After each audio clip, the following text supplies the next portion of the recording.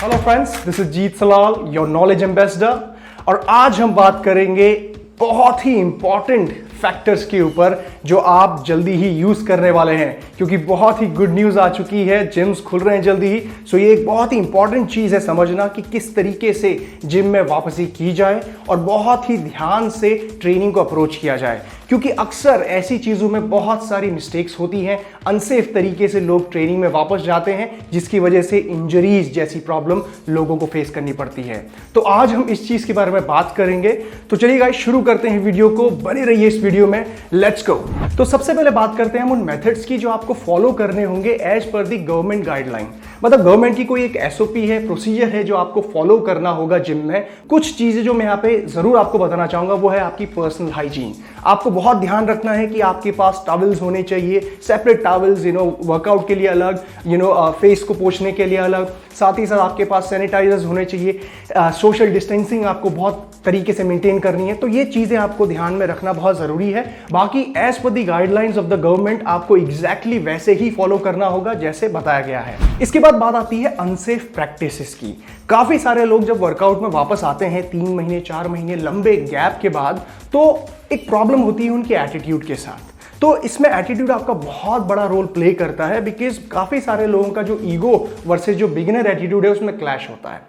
आप जब ट्रेनिंग में वापस आ रहे हैं इतने लंबे गैप के बाद, तो मेक श्योर कि आपका एटीट्यूड बिगिनर्स एटीट्यूड होना चाहिए। जैसे पहली बार आपने जिम स्टार्ट किया था, वर्कआउट स्टार्ट किया था, ट्रेनिंग में आए थे, वैसे ही आपको स्टार्ट करना है। ये नहीं सोचना है कि लोग क्या सोचेंगे, अरे यार आप तो सिर्फ 5 kg का उठा रहे हो, आप तो सिर्फ बारबेल से कर रहे हो, या सिर्फ आप थोड़ी देर वर्कआउट कर रहे हो। Do not think about that, क्योंकि यही चीज से आपको बचना है। सबसे बड़ी प्रॉब्लम जो होती है इंजरीज रिलेटेड, लोगों को तभी होती है जब वो काफी अरसे बाद ट्रेनिंग में वापस आते हैं और अपने ईगो की वजह से अपने आप को इंजर कर लेते हैं। सो मेक श्योर ये आपके साथ ना हो। अब जब आप ये समझ चुके हैं कि हमारा माइंडसेट क्या होना चाहिए वर्कआउट में वापस आने के टाइम पे, अब समझते हैं कि कुछ कंपोनेंट्स जो आपको ट्रेनिंग में ध्यान रखने हैं। सबसे पहली चीज आती है यहाँ पे कार्डियोवैस्कुलर स्ट्रेंथ और एंड्योरेंस। उसके बाद आती है आपकी रेजिस्टेंस, आपकी ट्रेनिंग। उसके बाद आती है आपकी फ्लेक्सिबिलिटी एंड मोबिलिटी। ये 3 ऐसे कंपोनेंट हैं जिस पे आपको बराबर सिंक में ध्यान रखना पड़ता है, तब जाके आप ट्रेनिंग शुरू करते हैं। तो ये इसलिए जरूरी है कि बॉडी को पेस उसका जो है स्टार्टिंग में आपको समझना बहुत जरूरी है। आप उसी पेस से नहीं चल सकते जहां पे आप ट्रेनिंग किया करते थे।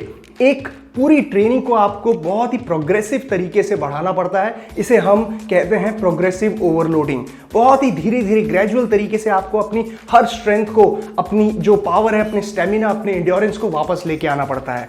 और इसको ठीक करने के लिए आपको सारे कंपोनेंट्स में, तीनों कंपोनेंट्स में बराबर ध्यान देना है। सो पहले कंपोनेंट की हम बात करते हैं cardiovascular endurance and strength. Cardiovascular endurance होती है आपकी लंग की कैपेसिटी, आपके हार्ट की कैपेसिटी, आपके सर्कुलेटरी सिस्टम की कैपेसिटी, जो वर्कआउट ना करने की वजह से बहुत ही एक बेस लेवल पे पहुंच गई होती है। और अचानक से जब आप वर्कआउट ट्रेनिंग चालू करते हैं तो ये वापस से किकिंग होती है। नाउ ध्यान यहां पे आपको ये देना है कि अपनी कार्डियोवैस्कुलर स्ट्रेंथ को, अपने स्टैमिना को वापस लेके आना है, क्योंकि जब आप ट्रेनिंग चालू करोगे, वर्कआउट करोगे, रेजिस्टेंस ट्रेनिंग करोगे, तो डेफिनेटली आपके हार्ट लंग की कैपेसिटी वहां पे चाहिए। सो शुरुआत कैसे की जा सकती है? सबसे पहले अपने बेसिक मूवमेंट्स पे आपको फोकस करना है, चाहे वो रनिंग हो, बाइकिंग हो, किसी भी तरह की कार्डियोवैस्कुलर एक्टिविटी जिससे आपकी हार्ट और लंग्स की कैपेसिटी बढ़ रही है। वो कैसे होगा?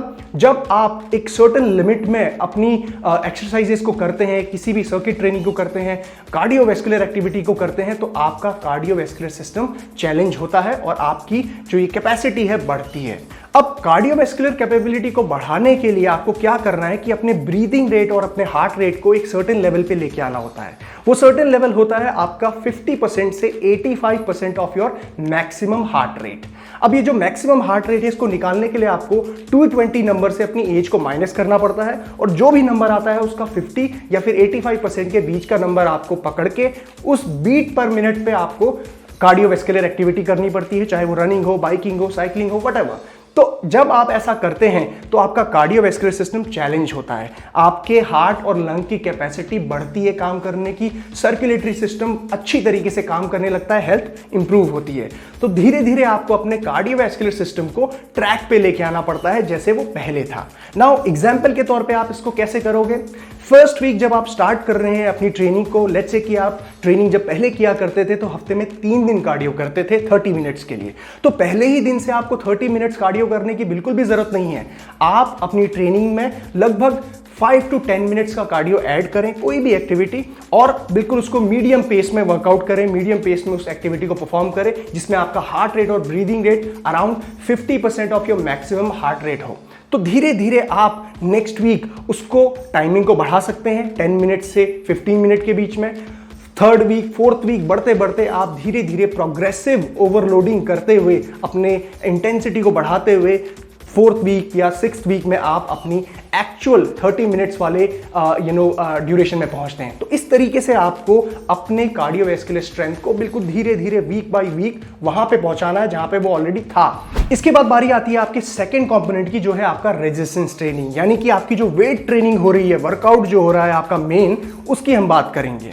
यहां पे आपको बहुत ध्यान देना है कि आपके number of exercises, number of repetitions, weight selection और साथ ही साथ आपका वॉल्यूम, यानी कि कितने सेट्स आप कर रहे हो, कितना बड़ा वर्कआउट कर रहे हो, उसमें कितनी सारी एक्सरसाइजेस हैं, वो भी आपकी मैटर करती हैं। तो इन सारी चीजों को जब आप शुरू कर रहे हो तो उसी लेवल पे करने की कोई जरूरत नहीं है जो आप पहले किया करते थे।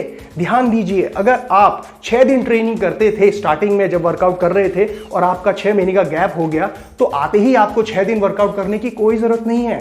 आप शुरुआत 3 दिन 4 दिन से भी कर सकते हैं पहले वीक में।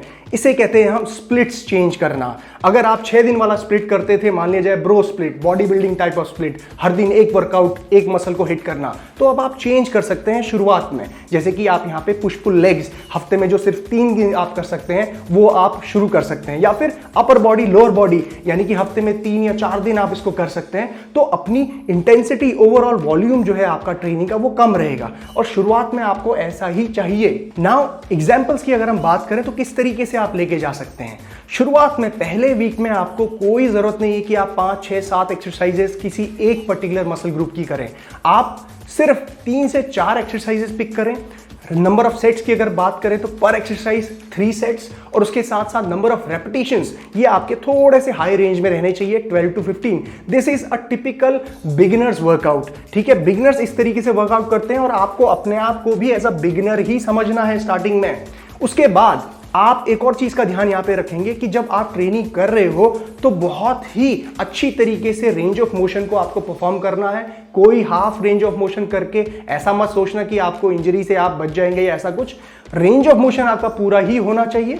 साथ ही साथ आपको यह भी ध्यान देना है कि ब्रीदिंग को भी कंट्रोल करना है। ब्रीदिंग समझना, एक्सरसाइजेस इतनी जल्दी आप ब्रीदिंग वापस उसी फॉर्म में लेके आएंगे, उतनी जल्दी आपकी जो वेट है वो वापस उस रेंज में आ पाएगा। नाउ टॉकिंग अबाउट वेट, तो वेट सिलेक्शन भी बहुत इंपॉर्टेंट है। ज्यादा वेट लगाने की जरूरत नहीं है, इसीलिए रेपिटेशन रेंज हाई दी गई है, क्योंकि आप जब रेपिटेशन ज्यादा लगाते हो तो उसमें आपको ज्यादा हैवी वेट उठाने की जरूरत नहीं पड़ती। यहां पे आप लो टू मॉडरेट वेट ही लगाएंगे, जिसमें आपके 15 रेपिटेशन या 12 रेपिटेशन वाले रेंज में आपके पूरा वर्कआउट हो जाए। रही बात एक्सरसाइज सिलेक्शन की, तो यहां पे भी आपको ध्यान देना है कि कोई भी ऐसी एक्सरसाइजेस सेलेक्ट नहीं करनी है जो बहुत ही डिफिकल्ट मूवमेंट हो, जिसमें आपको पोस्चर बहुत ही स्ट्रांग बनाना पड़े, या फिर बहुत ही हैवी वेट लिफ्ट करने वाली एक्सरसाइजेस आप ना लगाएं जिसमें कंपाउंड मूवमेंट्स आते हैं। शुरुआत में आप सिर्फ मशीन्स का इस्तेमाल करें, बिल्कुल बिगिनर्स अप्रोच। मशीन्स का इस्तेमाल करें, अपनी स्ट्रेंथ को वापस लेके आए, मसल को जो फटीग मिलता था, जो अंडरस्टैंडिंग थी मसल की, उसको वो फील वापस लेके आए। उसके बाद आप एक्सरसाइजेस को धीरे धीरे अपनी जो रेगुलर एक्सरसाइजेस थी वो आप लेके आ सकते हैं। नाउ कैसे आपको प्रोग्रेस करना है? पहले वीक से अगर आप इस तरीके के प्रोटोकॉल को इस्तेमाल कर रहे हैं, बिल्कुल कम इंटेंसिटी, कम वॉल्यूम, ज्यादा रेपिटेशंस और लाइट वेट या फिर लो टू मॉडरेट वेट, तो धीरे धीरे वीक बाय वीक आप अपने वेट को स्लोली ग्रेजुअली बढ़ा सकते हैं। इसे ही कहते हैं हम प्रोग्रेसिव ओवरलोडिंग करना। धीरे धीरे आपकी मसल का स्ट्रेंथ जब बढ़ रहा है, साइज जब बढ़ने लगेगा, तो ऑटोमेटिकली वेट भी आप ज्यादा उठा पाएंगे। और लगभग अपने आप को कम से कम आपको यहाँ पे 1.5 से 2 महीना जरूर देना होता है। आप आपकी जो एक्चुअल स्ट्रेंथ थी वहां पे पहुंचने के लिए। अब ये इंडिविजुअल टू इंडिविजुअल भी डिपेंड करेगा कि आपको 1.5-2 महीने लग रहे हैं या फिर 2, 2.5, 3 महीने भी लग सकते हैं, डिपेंडिंग कि आप कितना उसको इफेक्टिवली अपनी ट्रेनिंग को कर रहे हो with good nutrition and rest and recovery. इसके बाद हमारा तीसरा कंपोनेंट आता है फ्लेक्सिबिलिटी एंड मोबिलिटी। बहुत जरूरी है आपकी कार्डियोवैस्कुलर स्ट्रेंथ, आपकी रेजिस्टेंस के बाद आपकी फ्लेक्सिबिलिटी और मोबिलिटी पे काम करना। अब ऐसा नहीं है कि जिस नंबरिंग में मैंने आपको बताया आपको ऐसे ही करना है, ये तीनों चीजें साथ में ही करनी है। सो फ्लेक्सिबिलिटी और मोबिलिटी का काम इसीलिए जरूरी है कि आपके जॉइंट, आपके मसल्स में फ्लेक्सिबिलिटी और मोबिलिटी होनी चाहिए जॉइंट्स में, ताकि आप मूवमेंट्स को ठीक तरीके से परफॉर्म कर पाएं। स्पेसिफिकली आपके सिनोवियल जॉइंट्स यानी कि आपके शोल्डर जॉइंट, आपका hip joint, knee joint, elbow और आपकी लोअर बैक बहुत जरूरी है, क्योंकि वर्कआउट में आपके यही सारे जॉइंट्स काम में आते हैं। अगर ये मोबाइल नहीं है तो आप वर्कआउट ठीक से नहीं कर पाएंगे, इंजरी के चांसेस बहुत बढ़ जाते हैं। दूसरी चीज फ्लेक्सिबिलिटी, आपके मसल में फ्लेक्सिबिलिटी होनी चाहिए, रूम होना चाहिए, टेंशन नहीं होनी चाहिए, टाइटनेस नहीं होनी चाहिए। जो 3, 4, 5 महीने से आप वर्कआउट नहीं कर रहे थे ये डेवलप हो जाता है। आप देखेंगे आप चेयर में बैठे हुए काफी देर तक, राइट, इफ यू स्टिल आपको पेन होने लगता है, आप बैठे रहे और अचानक से उठे तो आपकी कमर में दर्द हो जाएगा या कुछ ना कुछ ऐसी प्रॉब्लम होती है। सो इमेजिन करिए कि 3-4 महीने से आपने कुछ नहीं किया था और अचानक से जब आप ट्रेनिंग में आओगे तो आपको क्या क्या कॉम्प्लिकेशन हो सकती हैं अगर आप ये चीजें परफॉर्म ना करें तो। सो फ्लेक्सिबिलिटी और मोबिलिटी को बढ़ाने के लिए हम 2 तरह की चीजें करते हैं यहाँ पे। पहली चीज आती है आपकी डायनेमिक वार्म अप, जो आपके वर्कआउट से पहले होते हैं। वर्कआउट जब आप शुरू करने वाले होते हैं तो 10 से 15 मिनट का ये वार्म अप सेशन रहता है, जिसमें आप कुछ एक्टिविटीज करते हैं, जिसमें आपकी जॉइंट की मोबिलिटी, आपके heart rate, breathing rate, blood flow, ये सब बढ़ता है, जिसकी वजह से आपको वर्कआउट में आने वाली जो टफ एक्सरसाइजेज हैं उसको करने में थोड़ी सी ईजीनेस आती है और इंजरी आपको नहीं होती। बहुत सारे स्ट्रेचेस होते हैं जैसे कि cow stretch, jumping jacks, leg mobility, shoulder mobility work, बहुत सारे मूवमेंट्स आपको डायनेमिक वार्म अप के रूप में करने पड़ते हैं ताकि आपका सेफ वर्कआउट रहे। नाउ दूसरी चीज आती है आपके स्टैटिक स्ट्रेचेस, जो आप वर्कआउट फिनिश होने के बाद करते हैं as a cool down stretch. और ये स्ट्रेचेस इसीलिए स्टैटिक स्ट्रेचेस कहा जाता है क्योंकि इसमें आप पर्टिकुलर मूवमेंट्स को होल्ड करते हैं 5, 10, 20 सेकेंड्स के लिए, और जिसकी वजह से बेसिक पर्पस क्या होता है कि आपके जो मसल है उसकी इलॉन्गेशन होती है, स्ट्रेच होते हैं, वो टाइटनेस जो होती है आपके मसल्स में या फिर स्टिफनेस जो होती है वो कम होती है। इलॉन्गेशन होने की वजह से रूम क्रिएट होता है, मसल ग्रो होता है। किसी भी तरह की स्टिफनेस की वजह से अगर आपको इंजरी हो जाए तो वो होने के चांसेस नहीं होते। तो ये डायनेमिक वार्म अप और साथ ही साथ स्टैटिक स्ट्रेचेस दोनों का कॉम्बिनेशन आपके वर्कआउट में पहले दिन से ही होना चाहिए। और शुरुआती वर्कआउट्स में तो आपके ये दोनों सेशंस ज्यादा होने चाहिए आपके मेन वर्कआउट से। यानी कि अगर आप टोटल 1 घंटे का वर्कआउट कर रहे हो तो 10 से 15 मिनट का आपका डायनेमिक आप रखें स्टार्टिंग में, उसके बाद 10 से 15 मिनट का आप स्टैटिक स्ट्रेचेस रखें और बीच में कहीं आधा घंटे का आप टोटल वर्कआउट जिसमें आप 3 से 4 एक्सरसाइजेस पूरी तरीके से कर रहे हैं as a beginner. Static stretches के लिए आप बहुत सारे मूवमेंट्स लगा सकते हैं, सिट एंड रीच, बहुत सारे मूवमेंट्स है जब आप अपने लंज को होल्ड करते हैं, अपने हैमस्ट्रिंग को होल्ड करते हैं, अपने क्वाड्स को होल्ड करते हैं, कोबरा स्ट्रेच करते हैं। देयर आर मेनी स्ट्रेचेस जो आप स्टैटिक स्ट्रेचेस के रूप में लगा सकते हैं। नाउ ये 3 कंपोनेंट्स बहुत ही जरूरी होते हैं, लेकिन मैं आज आपको एक बोनस कंपोनेंट भी बताऊंगा। वो बोनस कंपोनेंट है आपका आइसोमेट्रिक मसल एक्शन। आप जब भी वर्कआउट में वापस आते हैं या कोई भी ट्रेनिंग कर रहे हैं तो आपके सिर्फ आपके मसल का स्ट्रेंथ और मसल की पावर ही नहीं होती, बल्कि आपके मसल की स्टेबिलिटी भी होती है। मसल्स को स्टेबलाइज भी करना पड़ता है मूवमेंट्स को। फॉर एग्जांपल अगर आप स्क्वाट्स कर रहे हो, डेडलिफ्ट कर रहे हो, कोई भी मूवमेंट, बाइसेप कर्ल्स कर रहे हो, तो आपको वो पोस्चर को मेंटेन करना, आपके शरीर में वो स्टेबिलिटी को लेके आना बहुत जरूरी होता है। और ये काम का मसल होता है आपके स्टेबलाइजर मसल्स। नाउ इनको ट्रेन करने के लिए आपको आइसोमेट्रिक मसल एक्शंस करने पड़ते हैं। उसकी कुछ एक्सरसाइजेस होती हैं जैसे कि आपके प्लैंक होल्ड।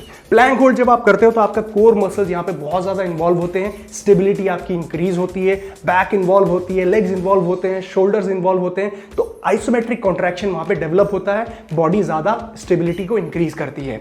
साथ ही साथ कोई भी आप एक्सरसाइज कर रहे हो, बेंच प्रेस कर रहे हो, फ्लाइज कर रहे हो, बाइसेप कर्ल्स कर रहे हो, इन सभी मूवमेंट में जब आप अपने रेपिटेशन को बीच में होल्ड करते हो, रोकते हो, तो उस पर्टिकुलर वेट को मेंटेन करने के लिए, उसी पोजीशन में होल्ड करके रखने के लिए आपके पूरे स्टेबलाइजर मसल्स काम में आते हैं। बेंच प्रेस आप लगा रहे हैं, सेंटर में आपने वेट रेपिटेशन को रोक दिया, तो स्टेबिलिटी मेंटेन करने के लिए आपके स्टेबलाइजर मसल्स इन्वॉल्व होते हैं। सो ऐसा करने के लिए आपको एक्सरसाइजेस को स्टार्टिंग में थोड़े बहुत चेंजेस के साथ परफॉर्म करना पड़ता है और आपकी जो स्टेबिलिटी है वो भी इंक्रीज होती है, जो बहुत जरूरी है एज अ बिगिनर स्टार्टिंग में समझना और एज अ पर्सन जो अभी अभी स्टार्ट कर रहा है जिम काफी लंबे ब्रेक के बाद। तो ये सारी चीजें जब आप साथ में करते हैं, रेजिस्टेंस ट्रेनिंग, कार्डियोवैस्कुलर स्ट्रेंथ और साथ ही साथ flexibility, mobility and isometric muscle action करते हुए अपनी स्टेबिलिटी को बढ़ाते हैं, तो न सिर्फ आपकी पावर बढ़ती है, स्ट्रेंथ बढ़ती है, मसल वापस आता है, साथ ही साथ आपका मसल कोऑर्डिनेशन भी इंप्रूव होता है, जो आपको चाहिए, जिसे कहते हैं मसल एंड माइंड कनेक्शन। बहुत जरूरी है ये, राइट? तो ये सारी चीजें आपको एक सिंक में एक साथ फॉलो करनी होती है जब भी आप ट्रेनिंग में वापस आए। इसके साथ आपको अपनी न्यूट्रिशन का ध्यान रखना पड़ता है डे 1 से ही। ऐसा नहीं कि आपने वर्कआउट चालू कर दिया और आप 1 महीने बाद अपना ट्रेनिंग के साथ अपनी न्यूट्रिशन को जो ठीक कर रहे हैं, नहीं। ट्रेनिंग के साथ न्यूट्रिशन एंड बहुत इंपॉर्टेंटली आपका rest and recovery, better sleep, better recovery as well. Alright guys, तो ये थी सारी इंफॉर्मेशन। आई होप कि आपका सारा डाउट क्लियर हो गया है ट्रेनिंग में कैसे वापस आए इसको लेके। और अगर आपको कोई भी कंफ्यूजन है तो आप कमेंट सेक्शन में मुझे बता सकते हैं। नेक्स्ट वीडियो में मैं इसको जरूर कवर करूंगा और इसी तरीके से information based, knowledge based content आते रहेगा। Alright guys, take care, bye bye.